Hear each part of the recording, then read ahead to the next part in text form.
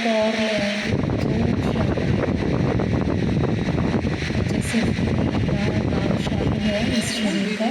और पिछले 12 से मैं इस सुंदर जीवन में अपना समय जो है वो सफल कर रही हूँ।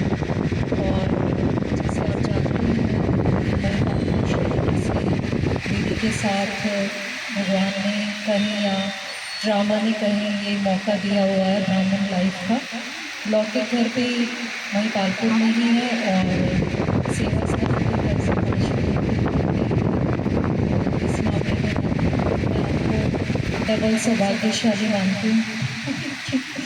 घर अगर जाना हो तो ना कोई टिकट का खर्चा है और ना ज़्यादा समय की बर्बादी है। सो जैसा कि आप यहाँ पे सुंदर मौके पर और दिवाली का त्यौहार अगर स्पिरिचुअल एसेंस के हिसाब से देखा जाए तो हम सब अब उसका ओरिजिनल आध्यात्मिक जो मनाया जाता है। आत्मा जो दिया है उसके जन्म होने का यादगार है। फिर बाबा हमें बताते हैं कि सतयुग में तो दिवाली हम मनाएंगे, मनाने की कोई ज़रूरत नहीं। अभी बैठे बैठे मैं सोच रही थी कि जैसे दिया होता है और दिए को जलाते हैं तो बहुत सारी बातें उस दिए के सामने आती हैं। उसके सामने भी माया आती है हवा के रूप में, कभी इधर होता है कभी उधर होता है, उसकी लौ डगमगाती है। सो भी हमारी ब्राह्मण लाइफ में भी ऐसा चलता है। लेकिन एक टाइम आता है दिए के साथ जब वो एकदम कांस्टेंट लाइटिंग है ना अपनी दे रहा होता है। तो अभी हम प्रोसेसिंग में हैं, सभी अप्स एंड डाउन्स देखते भी हैं और इन अप्स एंड डाउन्स में बहुत सारी चीज़ें आती हैं पर ये हमें बहुत कुछ सिखा के भी जाती हैं।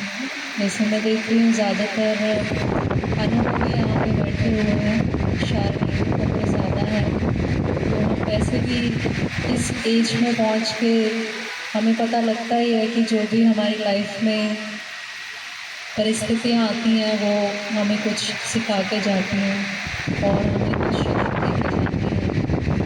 तो मैं अपना अगर अनुभव शेयर करूँ तो 12 साल पहले ज्ञान में आना हुआ और जब ज्ञान में आई तो बड़ा ही नॉर्मल तरीके से नहीं आना हुआ, बड़े रोते रोते बाबा के घर पहुँचे थे। वैसे तो आपको पता है कुछ तो कोई भी है ही नहीं आज के टाइम पे, बड़े हमें बाहर से बड़े अच्छा सेटअप दिखाई दे पर अंदर की सफरिंग बहुत ज़्यादा होती है। सो हमारी इस युवा एज में भी कॉलेज जस्ट पास किया ही था और फिर बाबा का परिचय चला। बहुत जैसे कहते हैं ना एक बेजान चीज़ में जैसे कि जान डाल देना, ब्राह्मण लाइफ तो वही लाइफ है। ये हम बिल्कुल बेजान से हुए पड़े थे और बाबा मिल गया तो हमारे अंदर जान आ गई।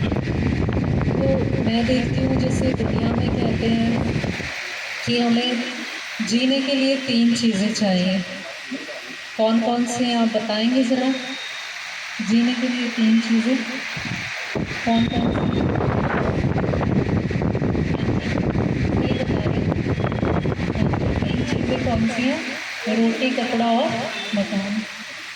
तो हम सबके पास है रोटियां, मतलब खाने को भोजन भी अच्छे से हमें मिल जाता है, कपड़ों से तो अलमारी ही भरी रहती है, बट मकान छोटी बड़ी सबके पास है नहीं। लेकिन जीने के लिए ये 3 चीज़ें चाहिए पर ये शरीर की बात थी, शरीर की रिक्वायरमेंट ये 3 चीज़ें हैं। और अगर हम अपने आत्मा के लेवल पे जाएँ तो फिर हमें बाबा ने बहुत सुंदर ज्ञान दिया है कि हमें एक्चुअल में जो अपना स्वधर्म है, रियल खुशी चाहिए जो किसी साधन पे डिपेंडेंट ना हो, किसी इंसान के ऊपर ना हो आधारित। ऐसे ही वो पवित्रता आत्मा को चाहिए, भले ही वो उसको अच्छा नहीं समझती हो आजकल टाइम पे। पर आप देखो त्यौहार भी आते हैं तो वो एक अंदर कितना अच्छा एनवायरनमेंट क्रिएट करता है, प्योरिटी का एटमॉस्फेयर।